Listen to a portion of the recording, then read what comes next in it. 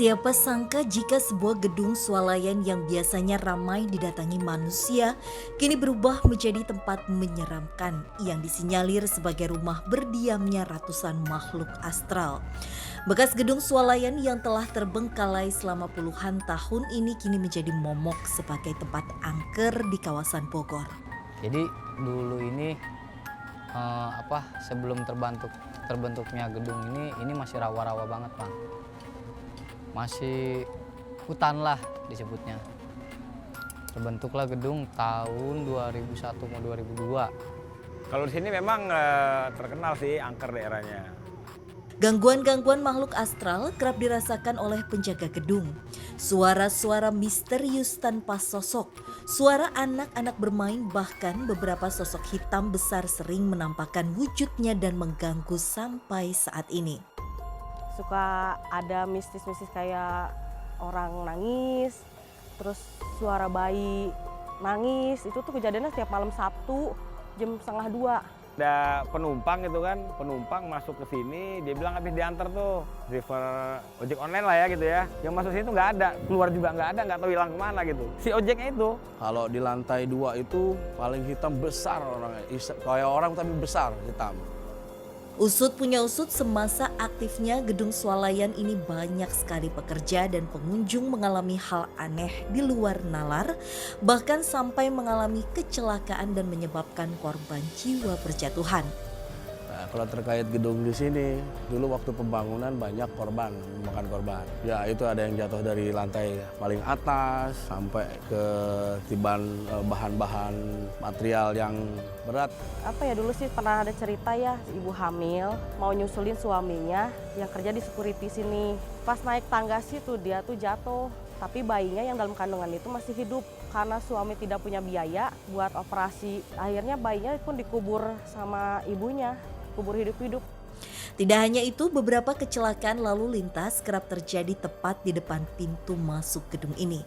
Sekitar tahun berapa itu ya ada kecelakaan lalu lintas, pas di bawah underpass itu tangannya satu hilang, kepalanya hancur. Ketemu sama anak-anak ya warga sini tangannya. Ya, akhirnya mau gak mau kita kubur lah di depan situ. Lantas, mampukah kami menguak satu persatu misteri kejadian-kejadian janggal yang selalu dikaitkan dengan sosok astral di tempat ini?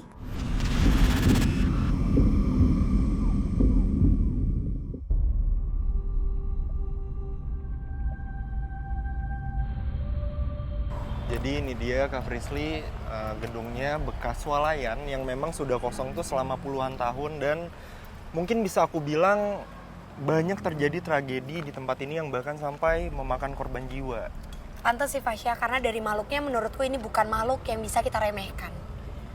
Maksudnya? Nanti kita cari tahu di dalam, yuk. Oke, yuk. Oh ini dia tangganya Kak Frisly.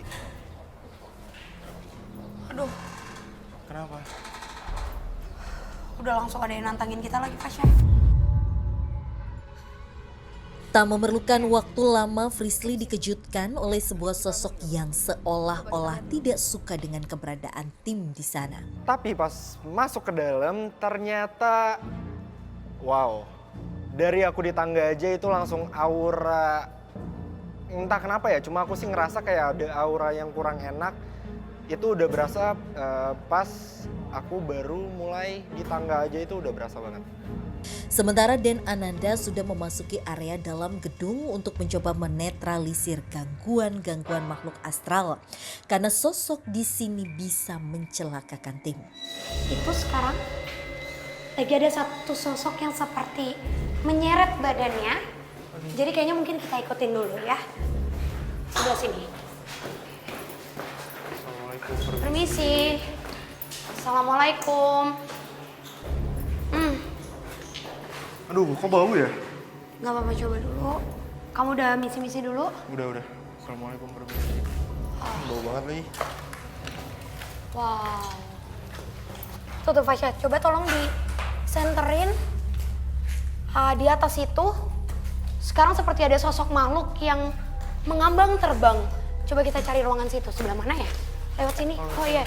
Tak ingin lepas dari sosok tersebut, kami pun mengejarnya, sehingga menggiring kami ke sebuah ruangan besar. Wow, Assalamualaikum. Assalamualaikum, permisi. Ada yang ngejawab. Hah?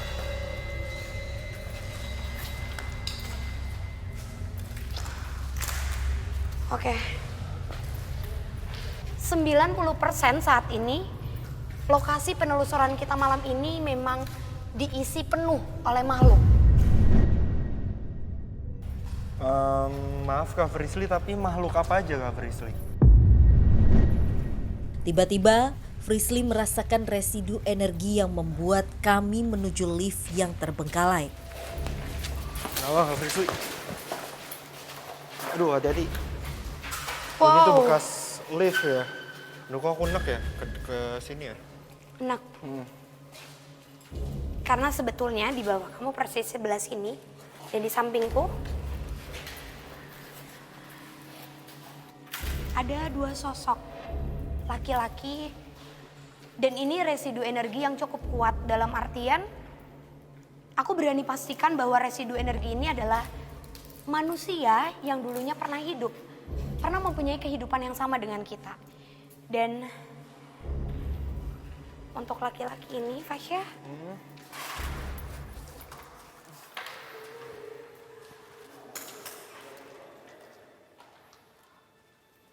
ada beberapa perabotan atau barang yang tertinggal kepemilikannya dari mereka, dan itu yang membuat mereka merasa mereka masih layak ada di tempat ini.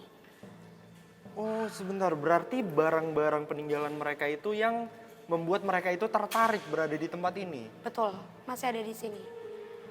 Kalau aku boleh flashback ya, Fasya. 2 sosok yang berada saat ini di samping kita dengan keadaan yang hancur, karena ini merupakan dulunya pekerja yang ikut atau turut serta membangun tempat ini. Dan pada saat itu, lift ini belum sepenuhnya bisa beroperasi. Tapi memang sudah dalam tahap pengecekan. 2 orang ini dengan 3 orang teman lainnya, itu posisinya ada di bawah lantai ini, dan 3 orangnya tuh duduk di sini. Jadi membantu dalam mungkin pengecekannya.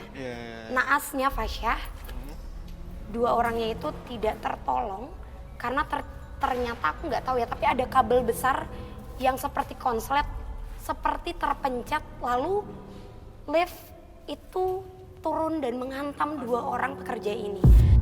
Tak disangka penelusuran kami di lantai 2 menemukan hasil mitos tentang pekerja yang mengalami kecelakaan perlahan terungkap. Semenjak pembangunan ini banyak kejadian-kejadian. Ada orang jatuh, tertimpa lift.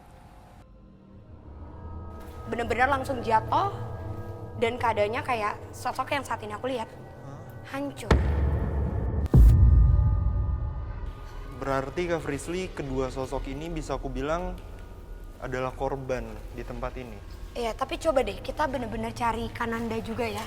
Biar bantu untuk komunikasi malam ini.